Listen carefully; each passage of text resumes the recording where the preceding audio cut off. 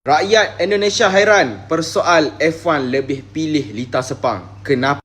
Sekarang tengah heboh tentang F1 nak kembali ke Sepang. Dalam hal ni, saya rasa bukan Malaysia yang perlukan F1, tapi F1 yang perlukan Sepang. Tapi, ni bukanlah kontrak jangka panjang, cuma one-off race saja.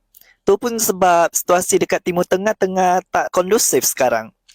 F1 pula terikat dengan kontrak TV station yang mewajibkan sekurang-kurangnya 22 perlumbaan dalam setahun. So, dorang memang tak boleh simply cancel macam tu je. Kalau kita tengok balik, jarak masa dengan Singapore GP cuma seminggu je. Mengikut perancangan, kalau jadi dekat Sepang, tarikhnya dijangka pada 2 hingga 4 Oktober 2026. Seminggu sebelum Singapore GP iaitu 9 hingga 11 Oktober macam tu.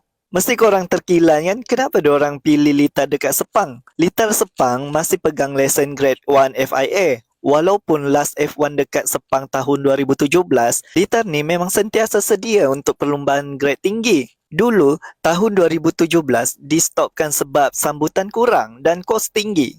Tapi sekarang F1 tengah hype gila. Ini peluang emas untuk Malaysia tunjukkan yang Litar Malaysia masih antara yang terbaik dekat dunia. Pengumuman rasmi dijangka tak lama lagi dari pihak kerajaan Malaysia. So, korang pula macam mana? Setuju tak kalau F1 balik semula ke Sepang?